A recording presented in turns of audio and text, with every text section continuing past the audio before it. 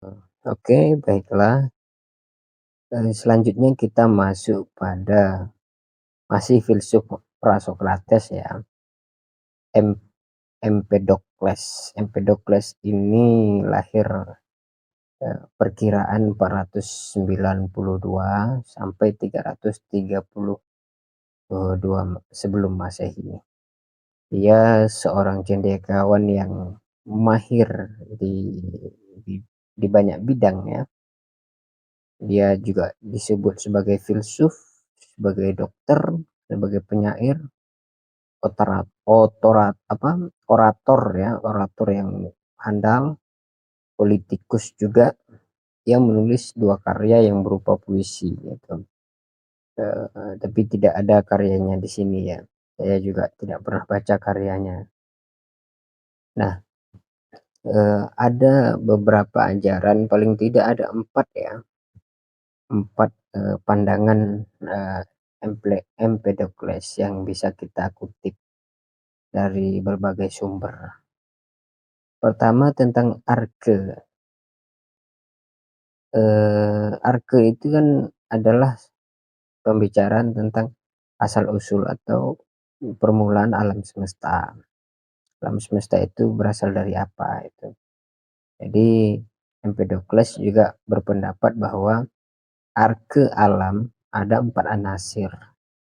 Ini kalau filsuf sebelumnya ada yang menyebut air, ada yang menyebut udara, ada yang menyebut eperon atau sesuatu yang tidak terhingga, ada yang menyebut api gitu ya.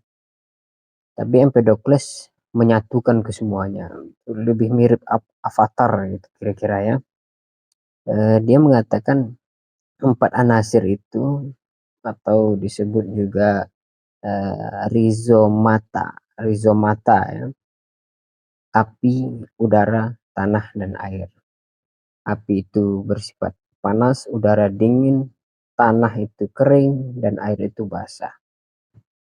Apa maksudnya? Menurut Empedokles, segala sesuatu terdiri dari keempat anasir itu. Yang membedakan sesuatu yang satu dengan yang lain adalah komposisi dari tiap-tiap anasir. Perubahan terjadi karena komposisi anasirnya diubah. Itu. Jadi alam semesta ini dengan keteraturannya itu karena empat anasir itu tadi, empat bagian itu tadi. Jika ada yang berubah di antara itu maka eh, tidak terjadi ya, tidak terjadi alam semesta. Itu akibatnya.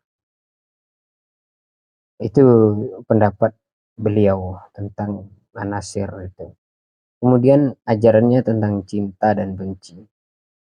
Perubahan yang terjadi pada alam semesta diatur oleh dua prinsip katanya, yaitu cinta yang mempunyai sifat menggabungkan, sedangkan benci mempunyai sifat menceraikan.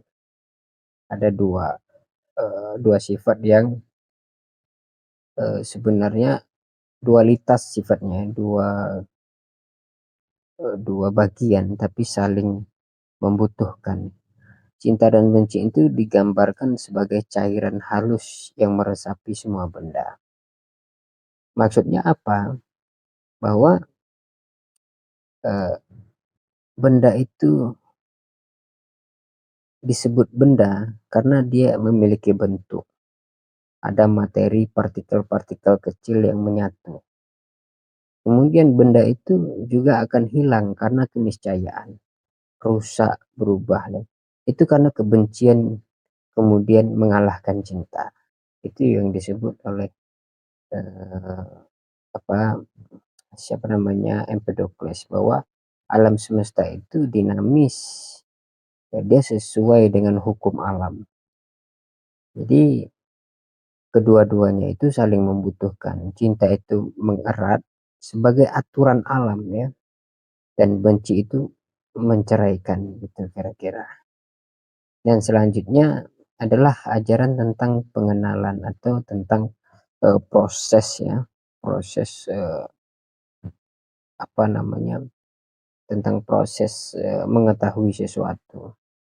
Suatu pengenalan atau proses mengetahui terjadi karena anasir sama antara yang berada pada subjek dan objek. Anasir yang sama ya. Alat pemikiran eh, alat pemikiran darah karena darah dianggap perpaduan empat anasir yang sempurna. Itu ya. Yang terakhir adalah ajaran tentang penyucian. Ia menganggap dirinya sebagai daimon, makhluk mulia. Agar manusia kembali menjadi daimon, orang harus melalui perpindahan jiwa dan berpantang, di mana perpindahan jiwa itu begitu panjang mata rantainya. Gitu kalau berbicara Empedokles ya, ya semacam avatar yang memiliki tujuan untuk menyatukan dari filsuf-filsuf sebelumnya itu. Ajarannya tentang cinta dan benci, bahwa cinta dan benci itu tidak terpisah gitu ya, bahwa setiap orang akan menyatu tapi setiap orang juga akan terpisah gitu, dari kehidupannya, dari teman-temannya, dari pekerjaannya, dari kehidupan-kehidupan yang lain, dunia-dunia yang lain. Ketika ya begitulah cinta dan benci, kita tertarik tapi harus ada benci yang akan memisahkan. Kita mencintai seseorang tapi akan ada benci yang memisahkan. Benci bukan berarti satu watak yang negatif, tapi dia adalah pemisah. Kata kuncinya adalah pemisah, sementara cinta kata kuncinya adalah penyatu. Gitu ya. Ketertarikan itu disebut cinta.